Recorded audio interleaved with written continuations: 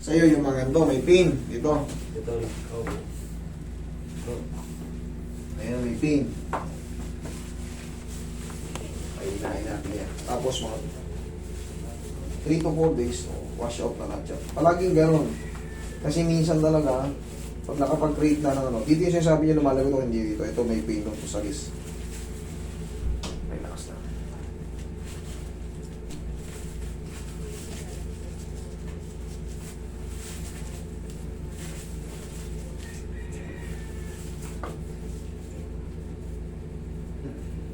Eh, yung sinasabi mo, Opo. eh, may scratch. Tsaka yan, pag namumuble, pagka may sira yan, hindi mo mapo-fold yan. Pag wala sa timing yan, yung siko na yan, hindi mo maaabot yan, nakaganyan yan. Nakahang yan. Hindi, kahit anong pilit mo yan. Pero yan, pag ganyan na-straight, nakaganyan. Meron tayo kasi tinatawag na cartilage ngayon, puting bones. Na ano yun, nagkakaroon ng mga fragments. Yun ay tutunog-tunog. Kaya mahirap tanggalin yung tumutunog-tunog kung nakakalat yung fragments sa joint.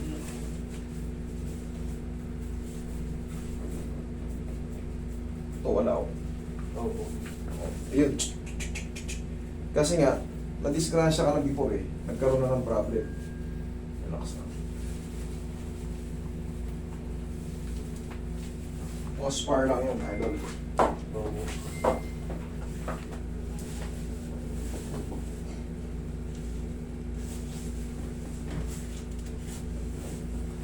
Pero yung mga sakit ng balikat mo.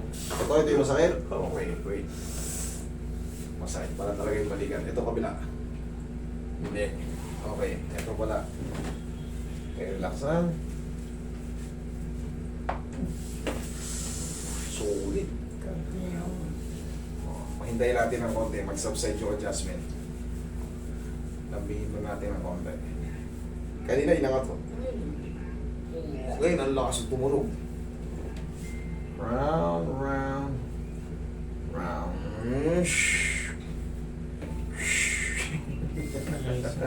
Lesson na, oh. Hindi pa tapos yan kasi wala pa tayo sa kalahati. Iyan, matagilid.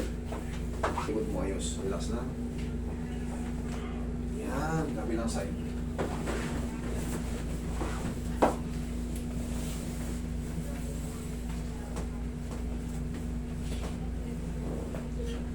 Okay, tapak.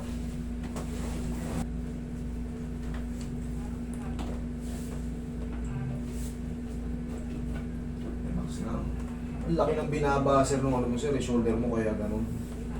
Kaya pag tinatrabaho mo, masakit. Narinig mo yung sobrang lakas na yun? Saan galing yun? Kung na-dislocate ka, di pilay ka na ngayon. Pero sa kabubuhat lang din natin na ano yun. Tapos naiipit sa pagtulog, nadadagdagan. Ngayon yung loob, nagkakaroon ng inflammation, hindi natin nakikita. Kaya pag inangat mo lang, pag ininat mo, masakit. Diyan ka lang. Inhale. Exhale. Down. Isa pa. Inhale. Exhale. Yan, kailangan magsabay tayo. 3 to 4 days. Smooth na yan. Nagaganon na kanina, may natira na ng konti. Kanina nang inangat ko. Sobrang baba na siya, medyo baka pag nakaganito ka, tinapik ka ng medyo parang pabigla. Baka lumusot na siya eh. Masakit na. Ang lakas oh. Ang galing yun. Pero syempre lahat ng yan nangyayari bakit? Ano bang pinambubuhat natin bibig? Hindi, lahat puro ano. Minsan hindi talaga, parang binuhat lang natin ang pawardi-wardi. Kumbaga binuhat na natin ng pag-ano. Hindi talaga yung, syempre iba yung mga nag-gym eh. Eh ano pa yun, may mga balance-balance pa yun eh. Tayo naman minsan nagbubuhat tayo mga bag, mga basta na lang natin hiniklat ng ganun. Mga kung ano ng mga tangke ng gasol. Bumababa yan pa unti-unti. Pero very ano lang yun. Pero syempre, sa kada trabaho natin, ang ginagamit natin lahat, kamay. Hindi natin pwedeng pangbuhat paa. Palaging kamay. Kaya, inaangat natin yan. Kaya upo. Pag napabayaan na yan, yan ay magkikreate ng mga frozen shoulder. Kasi magkakaroon ng inflammation sa ano eh. Pag nagkaroon na ng inflammation sa mga capsule joint, ayan na, hihirapin na kayo taas. Tapos pag kayo ay diabetic, naku po, mas agresibo siya. Mas prone kayo sa diabetes, sa frozen shoulder. Kasi yung mga mild pain, pagka kayo ay diabetic, mas malapot ang dugo, mas maano siya. Tsaka ang diabetic, di ba, minsan ang tagal bumalik ng sugat. Kaya yung mga inflammation sa loob, mas mabilis lumala. Kaya sinasabi ng doktor, 90% of diabetic person mas prone sa frozen shoulder. Yun. Consistent, tandaan nyo ha. Consistent 2 weeks, parang pag inaangat nyo, parang wait to, parang sakit-sakit na sa loob. Pero naangat pa. Sa susunod ka na buwan yan, ganito na lang, hindi na maangat. Hanggang dyan gumanyan, hanggang sa susunod. Yung kamay nyo, buong katawan nyo na. Last na tubusin. Wala na, sagat na. Kanina nung inangat ko, Ngayon, maaaring may pain pa siya, pero very little na lang yun kasi kailangan niyan magpahinga muna. Idol, wag mo muna itong ibuhat ng mga sobrang bigat. Kung 10 pataas, wag muna.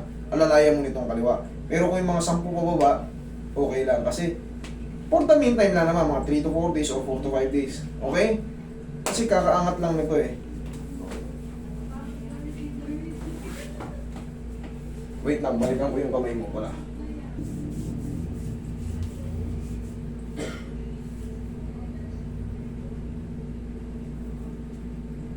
Okay naman?